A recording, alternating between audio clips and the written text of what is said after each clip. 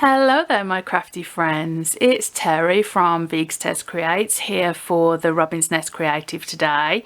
Today I'm going to be showing you how to make this super cute Clean and Simple card, or CAS card, which basically means where you leave a lot of white space.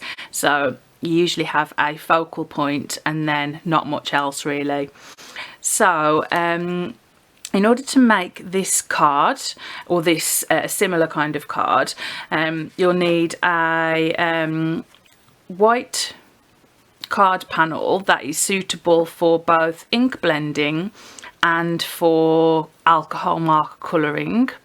In this case I used Neenah Classic Crest Solar White in the £80 one, so I find this perfect for both ink blending and colouring with alcohol markers, which are two of my favourite things. So you'll also need a card blank, and you also want to make sure that the two whites are the same. So this is a tip for you really, because not all white cardstocks are the same shade of white. Some have got a bit of a bluish or greyish tint to them. But I have found that these Tonic Craft Perfect card blanks and the Neenah Solar White Classic Crest, and also the Crafter's Companion Neenah, which is the same, are the same colour. And the reason this matters is because when you're layering white card on top of white card, I mean, I know I've got a yellow layer here, but you would notice if like say the card blank was a more grey white, and it just doesn't look very nice. So you want to make sure that the cardstock that you use and the base cardstock are the same colour whites. Then you'll need some sort of cute stamp set. So I've used this one from Spellbinders. It's the clear stamp of the month from September 2022.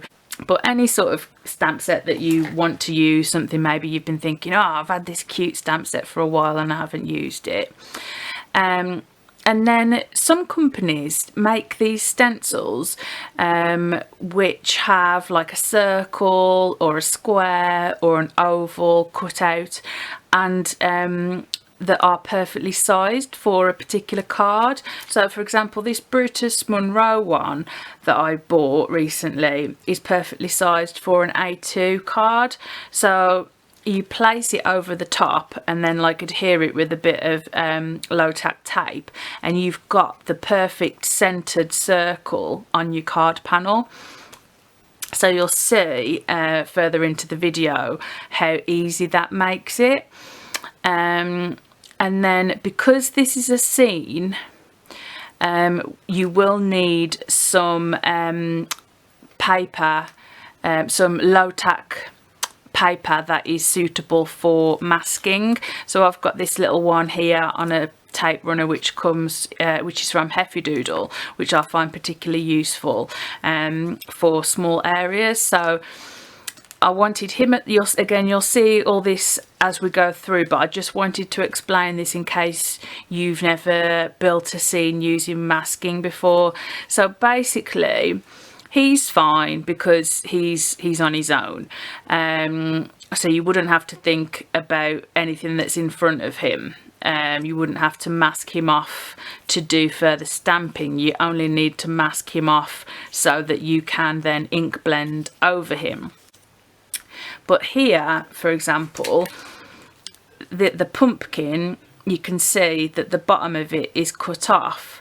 So what I did is I stamped the wheelbarrow first, and then stamped the wheelbarrow again on some of the low-tack paper, and then fussy cut that out, stuck it on there, and then when I stamped the pumpkin over the top, the bottom bit of the pumpkin just goes onto the mask, so it appears as though the pumpkin is inside the wheelbarrow. So that's basically what you need to consider. So when you're trying to create a scene, think, what do I want to be in front, and what do I want to be behind.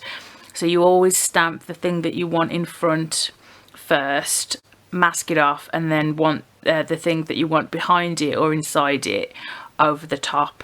So you can see here I've accidentally stamped another gnome out, but they're so easy, like a simple image like this to fussy cut, put over, and then do your ink blending. You can use any inks, your favourite inks for ink blending. I particularly like the Distress Oxides, so I've just used, again, you don't have to use 4 colours, but I think it's given, in such a small space, but I think it's given a nice blend. I used Tumbled Glass first, and then I added a bit of Mermaid Lagoon to make the top and the sort of rounded bit there a bit darker. Then Twisted Citron, which is like a bright limey type green, and then some Mowed Lawn at the bottom. And all of these colours blend beautifully together, but you don't have to use Distress Oxides. You can use any inks, pigment inks, dye inks, whatever you prefer to use. And then for the stamping, if you're going to colour with alcohol markers, then you need to use a dye ink, not a pigment ink. So I personally like this Memento Tuxedo Black, but I find for sentiments that I like to use this pigment ink, this VersaFine Onyx Black pigment ink for fine detail. So it is really good for capturing, you know, like this has got nice font, but you can see like that Q's quite close to there, but it doesn't smudge, it's crisp and clear. So again, little tips around inks. If you use pigment ink, if I'd stamp these in pigment inks and then use the alcohol markers, it would smudge. So that's why we don't do that. If you don't have or don't want to buy a stencil like this, you can easily create your own, but it'll just be a one-off. So basically you just cut 2 card panels to the same size, and then you get I'm sure you'll have some nesting circle dies or square dies or something in your stash, and then you can just place it on the top one. You can sort of measure it if you want, or you can eyeball it, and then run it through your die cutting machine, so you've got a card panel with the circle cut out, and then just use it in the same way to do your ink blending. But obviously then you'll have to chuck it away because you won't want to reuse it again. And obviously you want a nice variety of dewdrops. I've chosen these colours. I think this is a really happy, vibrant, autumnal or fall card. And I just wanted a nice bright little layer. I was looking for some orange, but this marigold yellow from Tonic Studios just jumped out at me. It's within a pile that hasn't made it back into its proper home yet, so I just grabbed that. And then for applying the dewdrops, there's loads of little pick-up tools and stuff you can get. You can get those pencils, which are specifically for that this purpose. They're like got a waxy tip.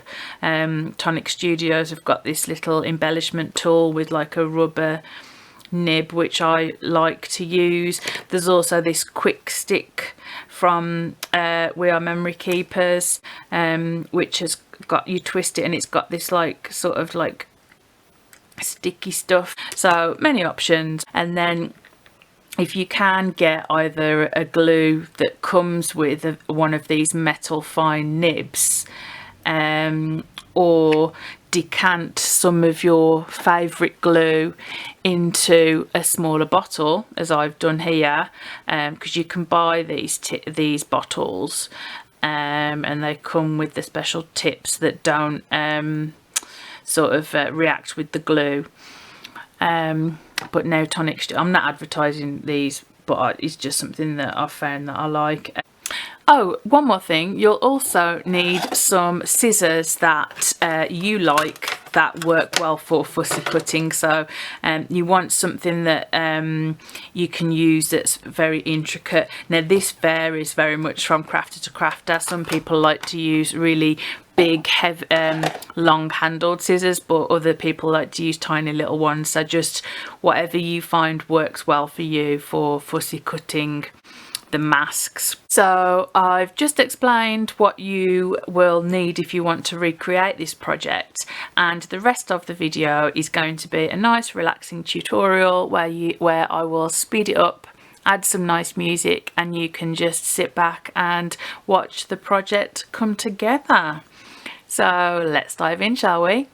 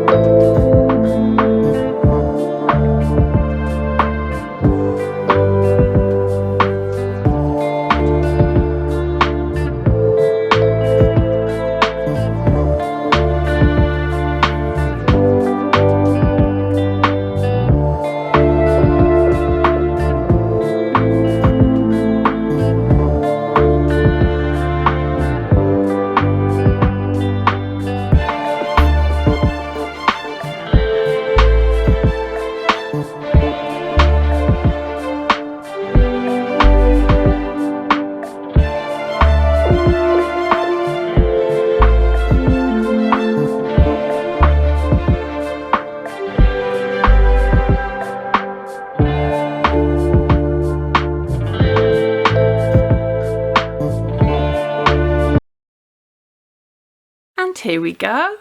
The completed card. I think this is so super cute. It would definitely come under the category of a CAS or Clean and Simple card, which I really like, but obviously with the addition of the gorgeous dewdrops, the mini ones, mini round gems, it makes it slightly less CAS, but I just think it looks so cute. Particularly these, using the purple ones on the little, or the big gnome's purple hat. And then I just used one of my favourite pens, the Jelly Roll Stardust. It's got a little starburst there because it just adds a tiny little bit of like gold sparkle. Hopefully the camera will pick it up there. So just sort of putting it on areas where light hits. Obviously I've coloured it so that the lighter areas are where the light would hit anyway, so this is more just like a bit of added shine to give it. Obviously it's gnome, so it's like a little magical setting, and just a perfect little card really to send to a friend. So let me know what you think. Do you like Clean and Simple cards? Has it made you want to try a Clean and Simple card? So that is all from me today, Terry from Vegs Tez Creates. I will leave in the description box the links to the Robin's Nest Creative store and the Facebook group that you can join and share your own creations. We love to see your creations in there as well, and I'll also leave the links to my own socials as well in case you want to check out any more of my work. So that's all from me, and I will see you again soon with some more crafty inspiration. Bye for now.